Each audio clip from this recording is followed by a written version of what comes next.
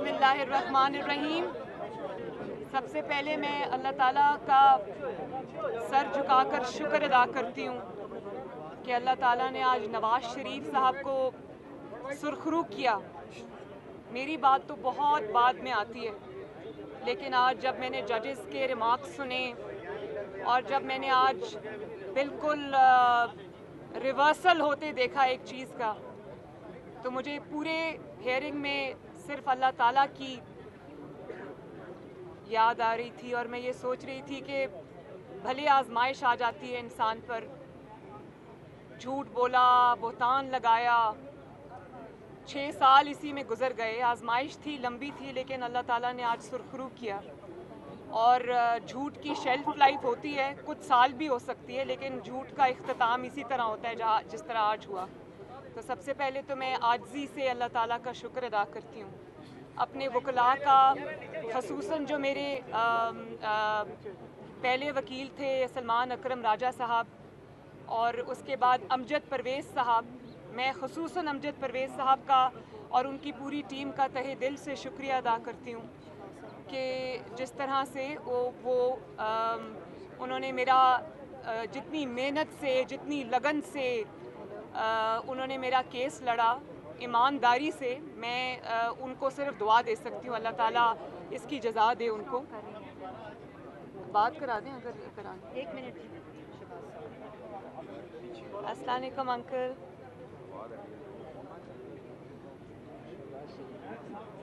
जी मैं इस वक्त प्रेस टॉक कर रही हूँ जी। बहुत शुक्रिया आपका uncle, thank you uncle ji, thank you very much uncle. आपको भी मुबारक हो जी, थैंक यू जी, अल्लाह हाफिज़ जी। और मैं मियाँ साहब को अभी ये कह रही थी कि भले आजमाइश आई, 6 साल 7 साल हो गए, आपको एक झूठ का सामना करना पड़ा।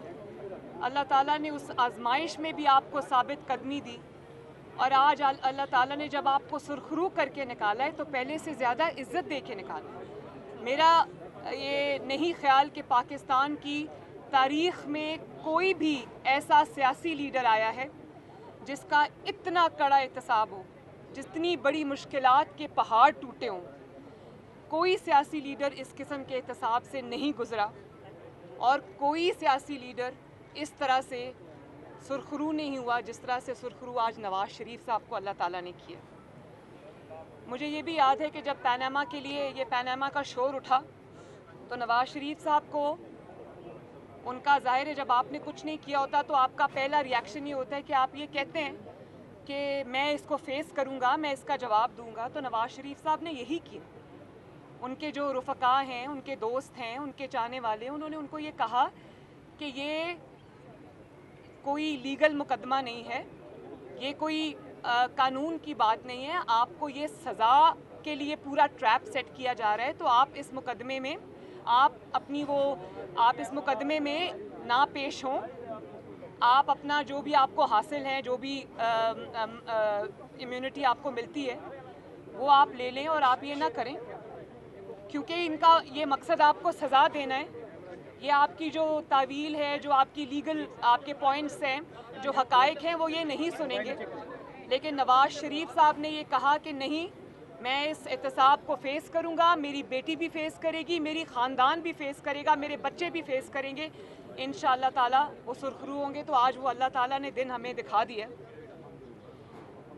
लेकिन अब ये भी देखें आप कि जिस शख्स ने ये इल्ज़ाम लगाया नवाज़ शरीफ साहब के ऊपर, जिसने झूठ बोला, जिसने बुहतान लगाया, जिसने पूरी अपनी 30 साल सियासत नवाज़ शरीफ के ऊपर बेस करके की, आज मैं उस शख्स का चेहरा देखना चाहती हूँ। वो आज क्या सोचता होगा, आज उसके पास कहने को क्या है। इस केस के मुतालिक जो इसके हक़ाइक़ हैं, मेरी ज़बान पे ताला लगा रहा, क्योंकि केस अदालतों में था, जजेस के सामने था, तो मैं उस पर ज़्यादा गुफ्तगू नहीं की मैंने। लेकिन अब क्योंकि अल्लाह ताला ने सुरखरू किया, आज फ़ैसला आया। अब मैं इसके ऊपर डिटेल्ड एक प्रेस कॉन्फ्रेंस जो है वो मैं ज़रूर करूँगी 1-2 दिनों में। लेकिन देखें, मैं आज उससे ज़रूर ये पूछना चाहूँगी कि अल्लाह ताला ने तुम्हें नाकाम भी किया, तुम्हें झूठा भी साबित किया, तुम्हें साजिशी भी साबित किया। अब तुम क्या करोगे? तुम जितनी चाहे झूठी तावीलें लेकर आओ, लेकिन हकीकत यह है कि तुम नाकाम हुए हो और नवाज शरीफ को अल्लाह ताला ने सुरखरू किया। और इंशाअल्लाह ताला अल्लाह ताला वो दिन भी लाएगा। आप डार साहब को देख लें। डार साहब जिस प्राइम मिनिस्टर के जहाज़ पे गए थे, अल्लाह ताला उसी प्राइम मिनिस्टर के जहाज़ पे उनको लेके आया। जिन्होंने उन पर इल्ज़ाम लगाया, उन्हीं के सदर ने उनसे ओथ लिया और आज वो पूरी आबोताब के साथ वज़ीर ख़ज़ाना अल्लाह ताला ने उनको एक बार फिर पाकिस्तान की खिदमत का मौका दिया। तो इसी तरह इंशाअल्लाह बहुत जल्द अब नवाज शरीफ साहब भी वापस आएंगे। तो इसके ऊपर जो इमरान खान को यही कहना चाहूँगी कि तुम एक बेबस शख्स हो। आज तुम्हें जवाब देना पड़ेगा कि तुमने ये बहतान क्यों बांधे, तुमने झूठ क्यों बोला, तुमने झूठ के ऊपर अपनी सियासत क्यों की, और आज तुम जवाब दो ना दो, तारीख तुमसे ये जवाब इंशाअल्लाह लेकर रहेगी। अब आप आ जाएं वो जो कल लीक्स सामने आई हैं। मरियम, पहले मुकदमे के हवाले से एक सवाल ले लें कि ये मुकदमा पनामा वाला ये इमरान खान ने आपके ख़िलाफ़ नहीं बनाया था, और जिस दौर में ये बना था वो आप भी जानती हैं और इस्टेब्लिशमेंट उसके पीछे थी। तो आप नहीं समझती कि इसमें सिर्फ इमरान खान कसूरवार नहीं है, इस्टेब्लिशमेंट भी कसूरवार है? इसका बेनिफिशरी कौन है? इसका बेनिफिशरी कौन है? तो साजिशी कौन? नवाज शरीफ साहब को हटाकर जो आज साजिशी है ना, वो भी कहीं दूर बैठा हुआ है। एक सेकेंड। इसका बेनिफिशरी जो है उसको सब पता था कि वो उसकी प्लानिंग के साथ ये हुआ, उसकी प्लानिंग के साथ नवाज शरीफ को हटाया गया। उसमें तो इतनी पसली नहीं थी कि वो इक़्तिदार में अपने ओन पे आ सकता। वो बैसाखियों पे आया, इस मुकदमे के थ्रू आया और नवाज शरीफ को फाउल प्ले के ज़रिए मैदान से बाहर करके आया। क्योंकि नवाज शरीफ अगर मैदान में रहता तो इमरान खान 3 ज़िंदगियां और होती तो वो कभी भी इस ओहदे तक नहीं पहुंच सकता था।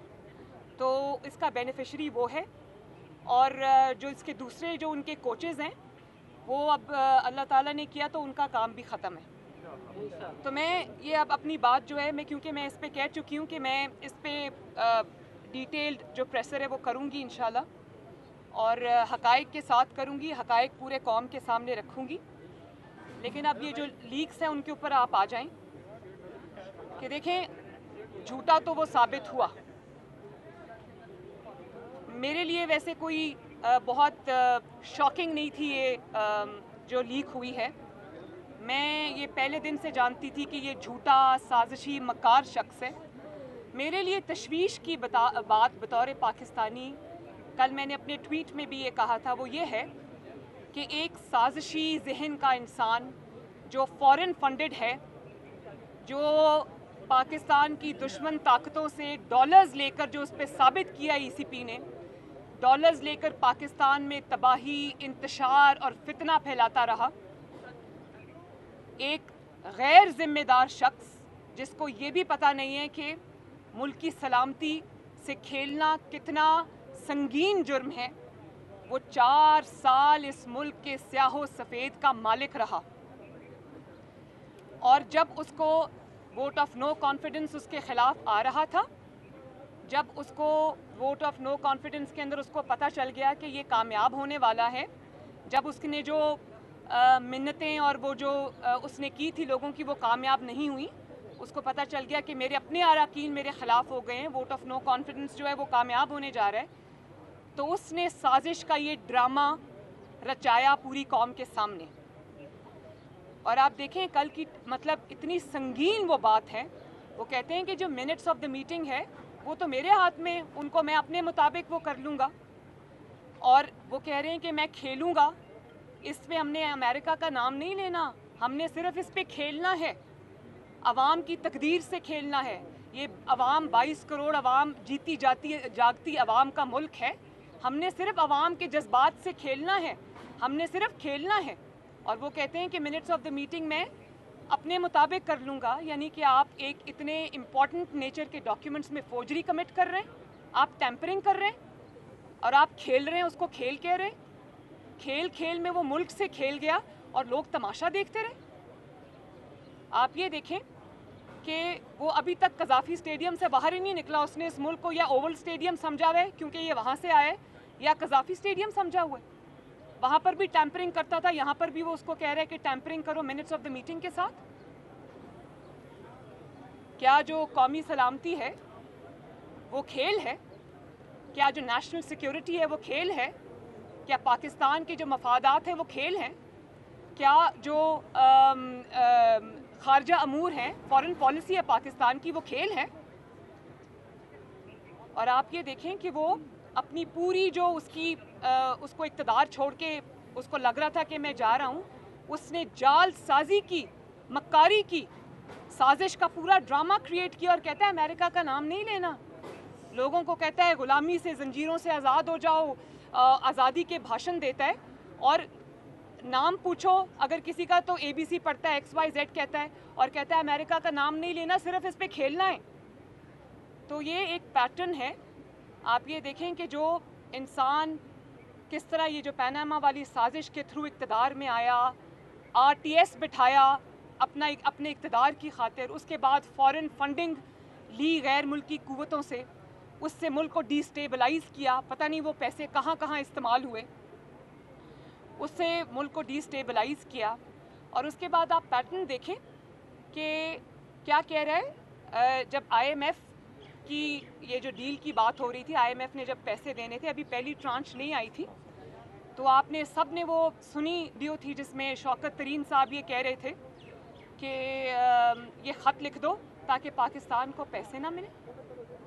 पहले आपने IMF के साथ मुआहदा किया, उसमें पाकिस्तान को गिरवी रख दिया, उसके बाद जाते जाते उस मुआहदे को फ्लाउट कर गए, और फिर आपके अंदर इतनी हिम्मत है कि आप इतनी बड़ी गद्दारी कर रहे हैं कि अपने लोगों को कह रहे हैं फ़ोन करके ख़त लिखो कि पाकिस्तान को पैसे ना मिले। आपको ये पता है कि पाकिस्तान को अगर ये पैसे ना मिलते तो पाकिस्तान डिफ़ॉल्ट कर जाता, पाकिस्तान के करोड़ों अवाम भूखे मर जाते।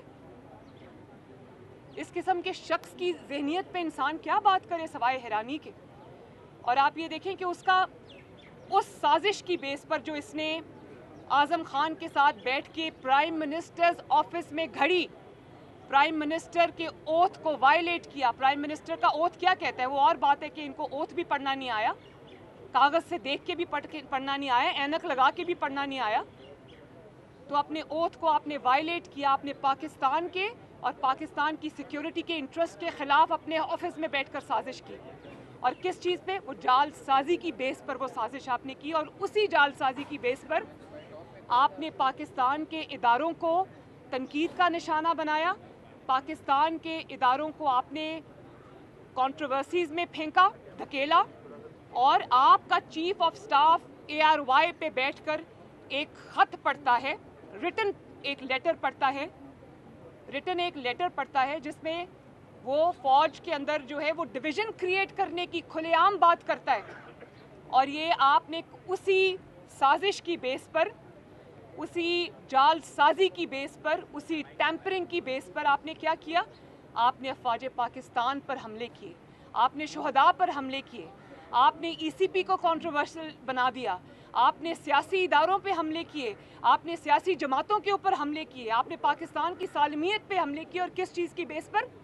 शैतानी दिमाग के इख्तरा की बेस के ऊपर। और फिर देखें, फ़र्क देखें आप ज़रा कि आप मतलब बीवी भी यही कह रही है, वो पीरनी साहिबा भी ये कह रही है, अरसलान बेटा जो अगर हम पे तनकीद करे उसको आप गद्दारी से लिंक कर दो। और हस्बैंड क्या कर रहा है? बैठकर प्राइम मिनिस्टर के ऑफिस में वो फोर्जरी कर रहा है, वो पाकिस्तान के इतने एक सेंसिटिव चीज़ के साथ वो टैंपरिंग कर रहा है, क्योंकि उसने एक ड्रामा करना था, उसने अवाम के अंदर ये फितना फैलाना था।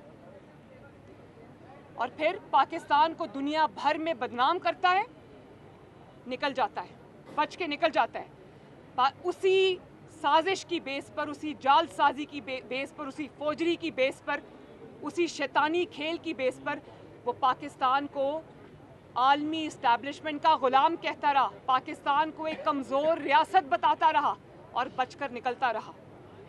दोस्त ममालिक को और यूनाइटेड नेशंस को पाकिस्तान के ख़िलाफ़ ख़त लिख कर उसमें जहर उगलता रहा।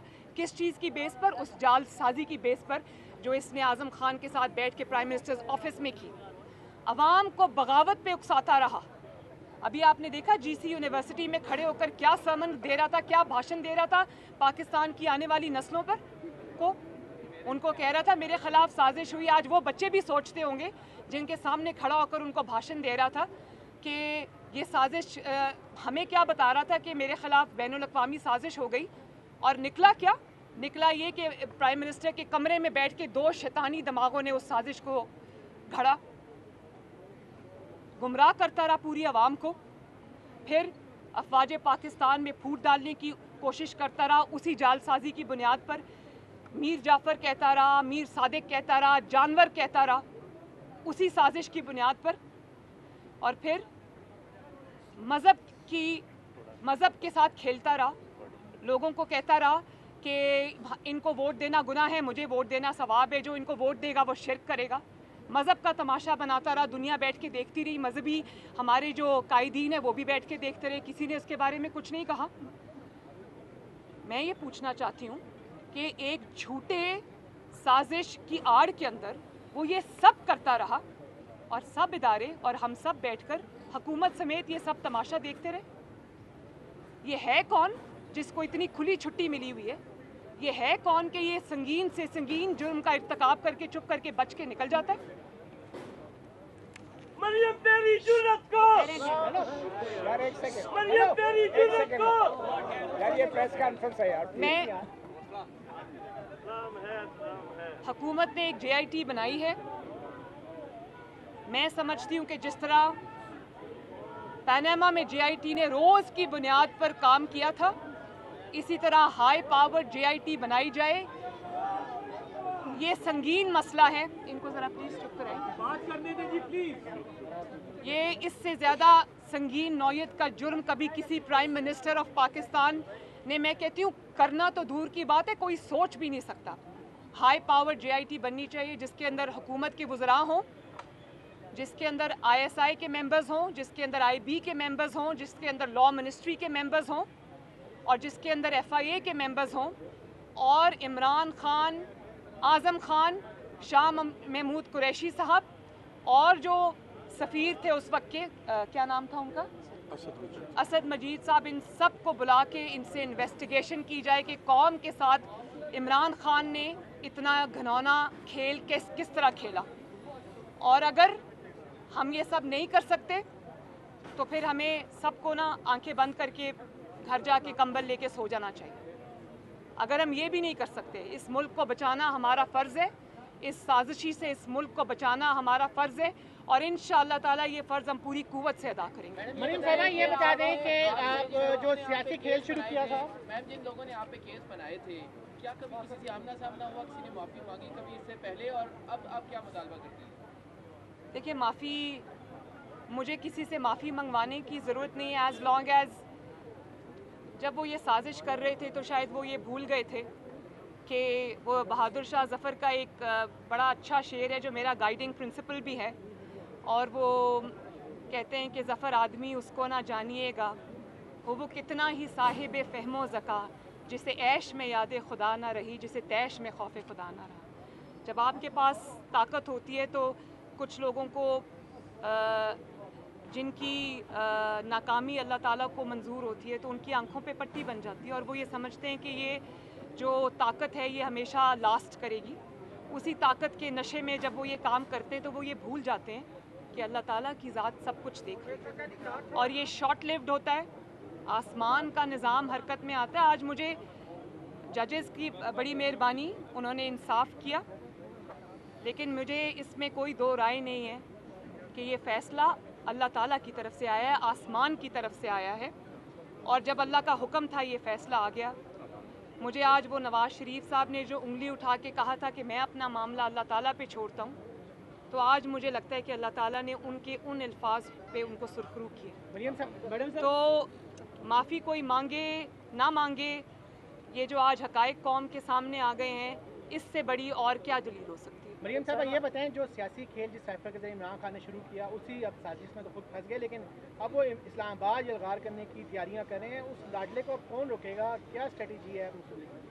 मैं तो समझती हूँ कि जिस किस्म की चीज़ें उनके सामने, उनके ख़िलाफ़ सामने आ चुकी हैं, जिस किस्म के शवाहिद आ चुके हैं, उनको गिरफ्तार करके बंद करना चाहिए। उनको बिल्कुल इजाज़त नहीं होनी चाहिए कौमी सलामती से खेलने की, पाकिस्तान के इस्तेहकाम से खेलने की, पाकिस्तान की मईशत से खेलने की, क्योंकि 4 साल ये बहुत कर चुके, वो अब भी कर रहे हैं। तो वो किसी का लाडला अगर होगा तो होता रहे, हमारा लाडला वो बिल्कुल भी नहीं है और इंशाअल्लाह ताला अब उसको कानून का सामना करना पड़ेगा। ये बताइएगा कि ऑडियो की अभी आपने बात की तो आपकी भी ऑडियो आई हैं जिसमें पेट्रोल के हवाले से आप चचा को कह रही हैं कि मैं यहाँ पे ऐसा करूँगी, और आप पेट्रोल की भी बात कर रही हैं, सेहत कार्ड के हवाले से भी बात कर रही हैं, फिर आपने दामाद बड़ा के अच्छा हवाले किया, से आपने बहुत अच्छा आप किया। उस हवाले मुशर्रफ के हवाले से भी कह रही हैं, तो ये बताएं कि इस पे आप क्या कहना चाहेंगे, क्योंकि अवाम तो ये कहती है आपके दिल में अवाम का दर्द है, लेकिन यहाँ पे एक मिनट, अब बात खत्म हो गई ना, मैंने सवाल सुन लिया। अब मुझे अब बड़ा अच्छा किया, याद करा दिया, इतना इंपॉर्टेंट पॉइंट मेरे दिमाग से निकल जाता। मैं आज, क्योंकि प्राइम मिनिस्टर ने खुद ही उस दिन कौम के सामने कह दिया ये बात, उन्होंने क्लैरिफाई कर दिया। जहाँ तक मेरे दामाद राहील मुनीर का ताल्लुक़ है तो बिल्कुल वो मेरे बेटों से बढ़ के है, मेरे लिए बहुत अच्छा बच्चा है। एक पुराने कारोबारी ख़ानदान से उसका ताल्लुक़ है, ख़ुद भी वो अपने जो ख़ानदान का कारोबार है उसको वो चलाता है, देखता है। तो कल मुझे किसी ने इमरान ख़ान की स्टेटमेंट भेजी कि मरियम को शर्म आनी चाहिए कि वो इंडिया से दामाद के लिए मशीनरी मंगवा रही थी। तो मैं ये कहना चाहती हूँ, मैं इमरान ख़ान की किसी बात का जवाब नहीं देना चाहती। मेरी नज़र में वो इस काबिल नहीं है कि उसका नाम भी लिया जाए, लेकिन शर्म इमरान ख़ान को आनी चाहिए, क्योंकि मेरे दामाद की जो मशीनरी आई थी वो इमरान ख़ान के दौर में आई थी जब वो प्राइम मिनिस्टर थे। तो शर्म तो फिर इमरान ख़ान को आनी चाहिए, हालांकि जायज़ काम था। वो आधी मशीनरी उसकी तब आ गई थी। फिर आधी मशीनरी के लिए उन्होंने जब एप्लीकेशन दी तो उन्होंने कहा कि मेरी आधी मशीनरी आ चुकी है, आधी की वजह से मेरा प्लांट जो है वो नहीं चल पा रहा। तो उन्होंने जब एप्लीकेशन दी तो प्राइम मिनिस्टर्स ऑफिस में उसको चेक किया गया, तो उन्होंने, मुझे फ़ख्र है इस बात का कि प्राइम मिनिस्टर ने कहा कि नहीं, ये कानून अब तब्दील हो गया है। पहले इंडिया से मशीनरी अलाउड थी इंपोर्ट, अब इंपोर्ट पे बैन लग गया है, तो आप कहीं और से मशीनरी मंगवा लें, ये मशीनरी नहीं आएगी। तो उन्होंने कहा मैं ख़ुद बता दूंगा। उन्होंने ये बात मुझे भी बताई, राहील को भी बताई, और हमने कहा बिल्कुल ठीक है। किसी ने ना कोई उसके बाद उस मामले को उठाया ना कुछ किया। तो उन्होंने भी कानून का एहतराम किया, मैंने भी अपने मुल्क के कानून का एहतराम किया, अपना जायज़ चीज़ भी छोड़ दी, अपना जायज़ हक भी छोड़ दिया, लेकिन कानून के ख़िलाफ़ कुछ नहीं किया। दूसरी बात मैंने जब प्राइम मिनिस्टर को पेट्रोल की कीमतों वाली जो है उसमें मैं उनको कह रही हूँ कि जब आप ये डिसीजन करते हैं पेट्रोल की कीमत वाला, क्योंकि आवाम के ऊपर इससे तकलीफ़ आती है, आवाम के मसाइल में इजाफा होता है जब कीमतें बढ़ती हैं, तो जब ये ऐलान होना चाहिए टीवी पे तो उसमें हंसना खेलना या कोई गैर संजीदगी का मुजाहरा नहीं होना चाहिए इस चीज़ को, क्योंकि लोगों के ऊपर तकलीफ़ आ रही है, आप उसका ऐलान कर रहे हैं। तीसरी बड़ी अच्छी बात की आपने सेहत कार्ड की, आप वो सेहत कार्ड वाली ऑडियो दोबारा निकाल के सुने। अव्वल तो 5 में से 4 ऑडियो सारी मेरे बारे में आई हैं, अपेरेंटली ये प्राइम मिनिस्टर हाउस की लीक्स हैं, लेकिन वो सारी मरियम नवाज़ के बारे में है। मुझे ये पता है कि ये कहाँ से हो रहा है, ये इमरान ख़ान भी शामिल है, उसका कोच भी इसमें शामिल है। हाउएवर 20 मिनट की बात में से आपने वो 2 लाइंस निकाल ली, वो भी झूठ। आप वो आज सुने, मैं प्राइम मिनिस्टर को कह रही हूँ, पूरी मैंने तमहीद बांधी। मैंने कहा ये जो हेल्थ प्रोग्राम है वो नवाज़ शरीफ साहब ने लॉन्च किया था, मैंने उस पर मेहनत की थी दिन रात। हमने जगह जगह जाके as prime minister Nawaz Sharif साहब ने मुझे साथ लेके जाके उन्होंने ये हेल्थ प्रोग्राम लॉन्च किया था, उसको पीछे से मैं देखती थी, क्योंकि आवाम की फ़लाह बहबूद का वो एक था, उसमें गरीब लोगों के इतने बड़े बड़े ऑपरेशन सर्जरीज जो हैं वो मुफ्त होते थे। तो मैंने कहा कि ये बड़े तरीके से ये शो करता है कि जैसे हेल्थ कार्ड इसने किया है। तो मैंने प्राइम मिनिस्टर को कहा कि आप उसको ऑन करें, मैंने ये कभी नहीं कहा कि आप उसको बंद करें। मैं इमरान ख़ान नहीं हूँ कि जब बाई इलेक्शंस आए तो हमज़ा ने जो 2000 यूनिट से कम जिनकी बिजली खर्च होती थी, 200 यूनिट से कम जिनकी बिजली खर्च होती थी, तो उसने उनके लिए बिजली फ्री कर दी। इमरान ने कोर्ट में जाके वो बंद करा दिया। मैं वो नहीं हूँ, मैंने तो ये हेल्थ प्रोग्राम बनाया है। तो मैंने प्राइम मिनिस्टर को कहा आप इसको ऑन करें, और आपने कैसे उस लफ्ज़ को, इस चीज़ को इस तरह से आपने इंटरप्रेट कर लिया कि मैंने कहा उसको बंद करें। कैसे मैं इसको बंद करने का कह सकती हूँ जबकि मुझे पता है कि करोड़ों आवाम उससे फ़ायदा उठा रहे हैं। आज ज़रा दोबारा घर जाके उसको उस ऑडियो को ज़रूर सुनिएगा। आपने भी साइफर पे कहा है कि JLT कायम की जाए। इमरान खान भी कह रहे हैं कि अगर साइफर पे तहकीकात हो तो मैं असेंबली में वापस आने के लिए तैयार हूँ। दोनों तरफ से तहकीकात का मुतालबा हो रहा है, रुकावट कौन है? नहीं, तहकीकात किसकी? जालसाजी की? जालसाजी की तहकीकात नहीं होती। जालसाजी में तयन करके उसको सज़ा दी जाती है। तयन हो चुका है, वो अपने मुंह से मान रहा है कि मैंने इस पे खेलना है, मैंने नाम नहीं लेना, मिनट्स को हमने टैंपर करना है। इसके बाद अब एक मिनट, इसके बाद अब इन्वेस्टिगेशन कौन सी रह जाती है? इसके बाद सजा देनी बाकी है, वो उसका मैं इंतजार कर रहा हूं। खान साहब ने ये भी कहा हसन, आप दोबारा जो है वो एहल हो चुकी हैं, आप इलेक्शन लड़ सकती हैं, अल्लाह का शुक्र है। तो क्या इसी दौर के अंदर, क्योंकि आइंदा साल इलेक्शन है, तो हम आपको देखें किसी असेंबली में, पंजाब असेंबली में या कौमी असेंबली में? इंशाल्लाह ज़रूर देखेंगे। ये नवाज शरीफ साहब, शहबाज शरीफ साहब और मेरी पार्टी फ़ैसला करेगी कि मुझे कौन सा इलेक्शन लड़ना है, कब लड़ना है। तो अल्लाह ताला के बाद ये जमात मेरी फैसला करेगी। मरियम साहिबा ऑडियो बिल्कुल करेंगे, ज़रूर करेंगे इंशाल्लाह ताला। मरियम साहिबा ऑडियो और वीडियो लीक होने का सीजन चल रहा है। ऑडियो और वीडियो लीक होने का सीजन चल रहा है। इमरान खान की भी एक वीडियो का जिक्र हो रहा है, राना सनाउल्लाह कर चुके हैं। आपकी भी एक मुबैना वीडियो है जो नैब लाहौर में थी, जब आपसे मोबाइल फ़ोन और डिवाइस पकड़ा गया था।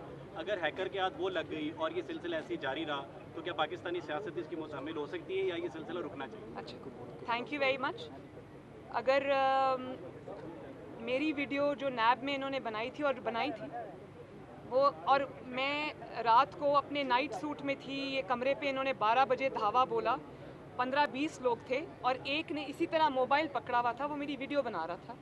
तो अगर तो वो ये मोबाइल वीडियो रिलीज़ करते हैं तो इससे ज़्यादा उनके लिए शर्म की और नामोशी की कोई बात नहीं है कि एक आप खातून जो कि आपके पास कैदी है, कैदियों के भी हकूक़ होते हैं, भले वो मासूम हो, उन्होंने कोई जुर्म ना किया हो, पॉलिटिकल कैदी हो, उसके भी कुछ हकूक़ होते हैं। आपने उसकी इजाज़त के बगैर आपने उसके कमरे पे रात को धावा बोला, आपने एक खातून की वीडियो बनाई और उसके बाद आप वो कहते हैं कि हम रिलीज़ करेंगे। करें रिलीज़, ज़रा दुनिया भी देखे कि आपने कैद में, जो मरियम नवाज़ ने अपने मुँह से आज तक नहीं कहा, क्योंकि मैं विक्टिम कार्ड प्ले नहीं करती, मैं औरत कार्ड प्ले नहीं करती। अच्छा है वीडियो रिलीज़ करें ताकि पूरी पाकिस्तान को और पूरी दुनिया को ये पता चले कि मरियम नवाज़ के साथ जेल में इन्होंने क्या किया। आपसे मोबाइल फोन पकड़ा गया था या दूसरी डिवाइस बात, साथ? इसको भी जरा दूसरी बात, जब वो वीडियो बन रही थी वो नैब का अपना दिया हुआ था। नैब ने खुद आपको दिया था? नैब के अपने लोगों ने मुझे घर पे बच्चों से बात करने के लिए बुला के देते थे, बात कराते थे और ले जाते थे, लेकिन उनमें वो 1-2 शख्स शामिल थे, पूरे लोग नहीं थे। तो तभी तो वो उस पर चुप कर गए, वरना अगर मेरे से निकला होता तो उन्होंने कहना था कि ओहो ये हो गया वो हो गया। दूसरा भी एक सवाल आपने किया, कौन सा? कंडेम करना चाहिए, ऑडियो वीडियो लीक हो रही है, पाकिस्तानी सियासत इसकी मुशामिल हो सकती है, ये सिलसिला रुकना चाहिए? देखिए, एक तो सबसे पहली बात ये कि जो आपने 2 ऑडियोज़ को और वीडियोज़ को कंपेयर किया ना, मुस्लिम लीग नून की क्या ऑडियोज़ सामने आ रही हैं, वज़ीर आज़म की क्या ऑडियोज़, मेरी क्या ऑडियो सामने आ रही हैं। आप हमारी भले खुफिया ऑडियो रिलीज़ करें या मीडिया के सामने की बात करें या हमारी आपस की ख़ानदानी गुफ्तगू लें या प्राइवेट जो कॉन्वर्सेशंस है वो लें, मुस्लिम लीग नून की जो भी ऑडियो बाहर आएगी उसमें ये होगा कि ये मुल्क के हमदर्द हैं, ये कानून का एहतराम करते हैं, मुल्क के लिए सोचते हैं। और आप दूसरी साइड पे देखें, इनकी जो ऑडियोज़ इमरान खान समेत उसकी पूरी जमात की जो ऑडियोज़ जो वीडियोज़ सामने आ रही हैं वो इतनी ख़तरनाक है कि मैं तो ये सोच रही हूँ कि मुल्क दुश्मन जिसको अब जो गद्दार के ज़िम्मे में आता है, मैंने ये लफ्ज़ कभी किसी को नहीं कहा, लेकिन जो गद्दारी का मुर्तकिब हुआ है, आपने उस मुल्क, उस इंसान को, उस गद्दार को आपने इस मुल्क की किस्मत से खेलने की इजाज़त दी। तो ऑडियोज़ में जो फ़र्क है वो पूरी कौम के सामने है। मुस्लिम लीग नून के लिए बड़ी इज्जत अफजाई की बात है। मैडम, हाई कोर्ट का जो आज का फैसला है, क्या उसके खिलाफ आपकी हुकूमत सुप्रीम कोर्ट में अपील करेगी? किस चीज़ की अपील? अपील तो नैब को करनी चाहिए कि हमारा मुकदमा पिट गया, मैं क्या अपील करूं भाई। और दूसरी नहीं एक मिनट, और दूसरी बात ये एक मिनट और दूसरी बात ये कि मैं 6-7 साल हो गए हैं मुझे अदालतों में धक्के खाते हुए, तो अभी आपका दिल नहीं भरा मतीउल्लाह जान साहब? इमरान खान साहब ने कहा, आपसे वैसे मुलाकात ही नहीं हो पाती।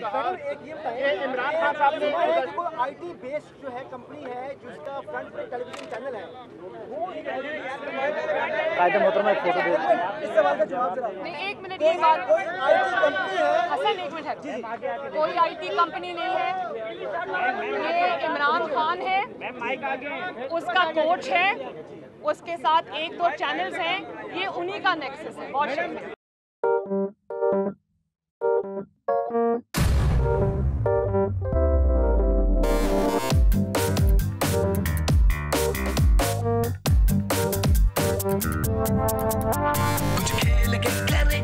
खिलाड़ी अपना सीन ऑन, देख लो भाई देख लो, है आखिरी खिलाड़ी कौन,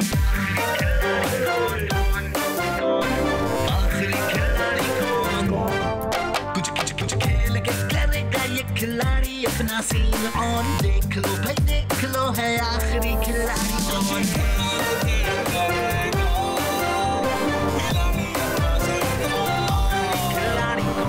यहाँ ऐसा कुछ नहीं होगा, दिमाग चलाओ, जवाब बताओ और लाखों ले जाओ। आखिरी खिलाड़ी कौन? आखिरी खिलाड़ी कौन, पीर और मंगल शाम 7 बजे सिर्फ बोल एंटरटेनमेंट पर। सबसे ज्यादा व्यूज, सबसे ज्यादा रील्स और सबसे ज्यादा रेटिंग के साथ बोल अब भी नंबर 1 पोजीशन पर बरकरार। सब्सक्राइब करें और बेल दबाएं ताकि कोई खबर रह न जाए।